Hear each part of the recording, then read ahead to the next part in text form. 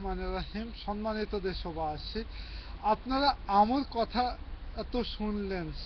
শেখ হাসিনা নাকি গণতন্ত্রের জন্য কি করেছে, গণতন্ত্রকে ধ্বংস করার জন্য দেশের জনগণকে লাশ করে দিয়েছে, বাংলা রাজপথকে রক্তে লাল করে দিয়েছে, আর কত কি করেছে। তার আওয়ামী সন্ত্রাসী সকল মন্ত্রী জড়িত ছিল এই সকল ধ্বংসত্ব কাজের জন্য।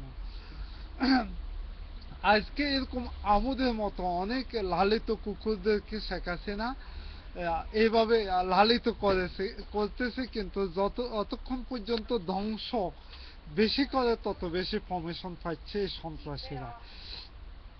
এমন পর্যায়ে কিছু দেখা গেছে, এর মাঝে কিছু কিছু তারা যখন জনগণের সমালোচনার মুখোমুখি হয়ে গেছে, তাদেরকে আবার পাল্টা লাঠিও দিয়েছে এ অবৈধ রং হেডেড শেখ হাসিনা। তারপর আর কি করেছে, এরকম হয়তো আমাদেরও সময় অতি শীঘ্রই এসে গেছে। আসাদুজ্জামান খান কামাল সালাউদ্দিনকে নিয়ে অনেক কথা বলতেছে, ভারতে আনার পরে বাংলাদেশে ওই করব সেই করব, ধমকি হুমকি।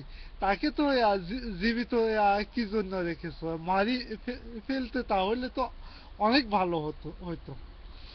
এই বাকশালীরা তো মারার জন্য অনেক অর্ডার ছিল, কিন্তু শেষ পর্যন্ত বিশ্ব চাপের মুখোমুখি শেষ পর্যন্ত তাকে ভারতে হস্তান্তর করেছে আরেকটা ঝামেলার জন্য।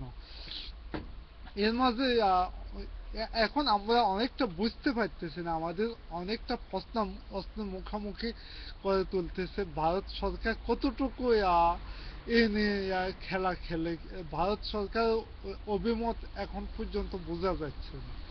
সম্মানিত দেশবাসী, আপনারা অবশ্যই চোখ কান খোলা রাখবেন। আমরা অতি শীঘ্র দেশের গণতন্ত্রকে, দেশের জাতির মান সম্মানকে আমরা অবশ্যই ফিরিয়ে আনবো।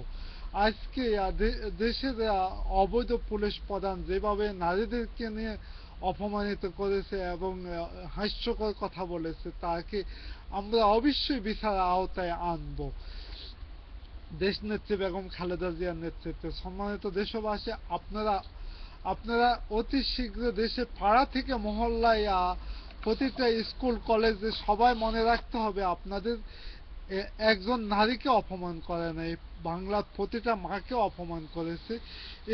এর মাঝে আজে মদত দিয়েছে এই পুলিশ প্রধান। এমনকি বিভিন্ন মিডিয়ার সামনে কথা বলেছে, ছেলেরা একটু ঠাট্টা করেছে। এখন আমি তারপর বললাম, তার স্ত্রীকে নিয়ে যদি এভাবে ঠাট্টা করে, তাহলে তার থেকে কেমন লাগবে।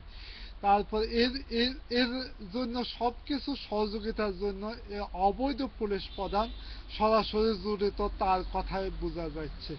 এখন আমরা তার বিচারের জন্য দেশের টেকনাফ থেকে তেতুলিয়া পর্যন্ত মানববন্ধন করব। এই বলে আজকের মতো বিদায় নিচ্ছে। দেশনেত্রী বেগম খালেদা জিয়ার নেতৃত্বে দেশের গণতন্ত্র পূর্ণ উদ্ধারের জন্য আপনারা হাতে হাত রেখে, কাঁধে কাঁধ রেখে কাজ করুন।